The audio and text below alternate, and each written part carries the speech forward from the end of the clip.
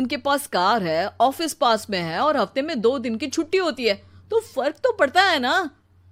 मेरी तो शादी ही गलत हो गई।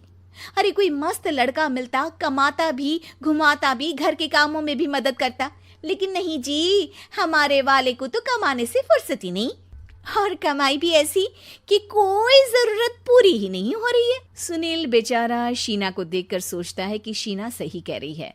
देखने में सुंदर है, घर का सारा काम कर लेती है, उसे तो कोई भी अच्छा लड़का मिल सकता था।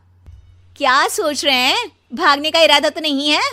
अरे नहीं मेरी प्यारी बीवी, मैं तो नहीं, पर डर है कि तुम नहीं कहीं भाग जाओ मुझे छोड़कर। शीला सुनील के मुंह से प्यार भरी बात सुनकर मुस्कुराती है। आप भी ना। सुनील एक दिन ऑफिस से घर आता है कि तभी शीना कहती है, सुनिए जी, वो मेरी सहेली आई थी, सारा दिन वो लोग यहीं थे। अब जा रही थी तो मैंने कहा नहीं नहीं, मेरे पति छोड़ आएंगे ना तुम्हें, तो रोक लिया मैंने। सुनील थोड़ी देर कुछ सोचता है, फिर कहता है, ठीक है, मैं कपड़े चेंज करके आता हूँ। अरे तेरे पति को तो लग रहा है कि अच्छा नहीं लगा। अरे नहीं नहीं, ऐसी कोई बात नहीं है, रुको मैं अभी उन्हें घर के कपड़े देकर आती हूँ। शीना अंदर जाती है जहां सुनील पलंग पर लेटा होता है। अरे क्या मजाक है, वो कह रही है कि आपने मुंह बना लिया।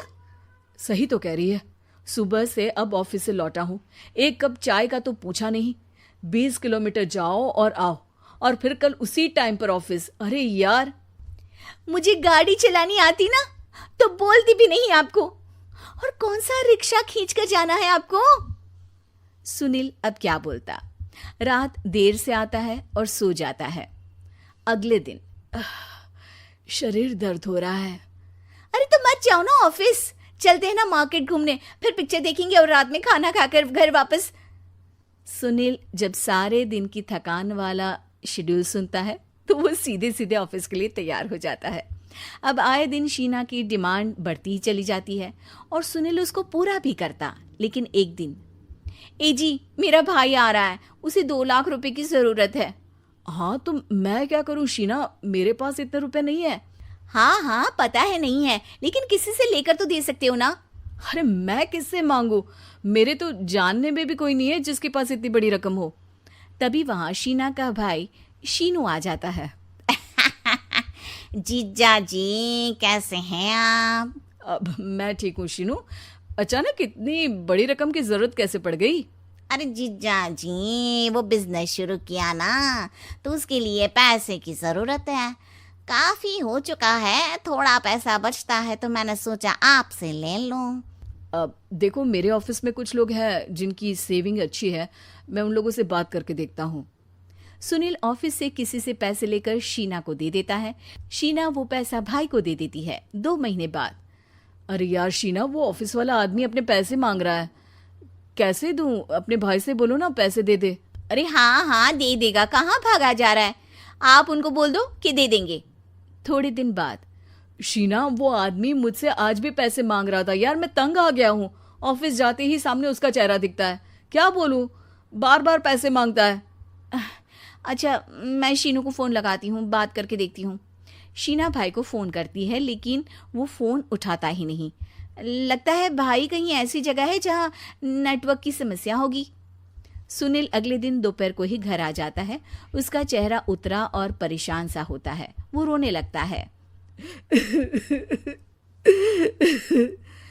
अरे क्या हुआ जी, आप इतना परेशान क्यों हैं? सब ठीक तो है ना? अरे नहीं शीना, कुछ ठीक नहीं है, मैं ठीक नहीं हूँ। तुम्हारे भाई के लिए मैंने जो पैसे लिए थे, उस आदमी ने आज भरे ऑफिस में सबके सामने मेरी बेइज्जती कर दी। सबके सामने आज मैं कर्जदार बनकर खड़ा था। मैंने हर वो प्रयास किया घर चलाने के लिए जो मैं कर सकता था, लेकिन अब नहीं होगा। वो फिर रोने लगता है। अरे आप तो औरतों की तरह रो रहे हैं, मर्द हैं आप। क्यों, आदमी के सीने में दिल नहीं होता, या फिर वो इंसान नहीं मशीन होता है? अरे मैं थक चुका हूँ शीना, तुम समझती क्यों नहीं? मैं भी शारीरिक और मानसिक रूप से थकता हूँ, मैं भी आराम करना चाहता हूँ, सुकून चाहता हूँ। मैं अब कुछ नहीं कर सकता। कुछ नहीं। वो बैठ जाता है। शीना पति को हैरान परेशान देखकर चुप हो जाती है। अगले दिन, सुनिए, ये लीजिए 2 लाख रुपये, उस आदमी को दे दीजिए और बोल दीजिए कि आज के बाद किसी को पैसे के लिए बेइज्जत ना करे। सुनील पैसे देखकर राहत की सांस लेता है। अरे शीना, तुमने तो मेरा बहुत बड़ा काम कर दिया। अब मैं शान से ऑफिस जा सकता हूँ, लेकिन ये पैसे आए कहाँ से? ये पैसे मैंने अपने गहनों को गिरवी रख कर लिया है। तुम ठीक रहो, निश्चिंत रहो, मैं बस यही चाहती हूँ। मुझे माफ़ करना, पर अब मैं समझ चुकी हूँ कि मर्द को भी दर्द होता है।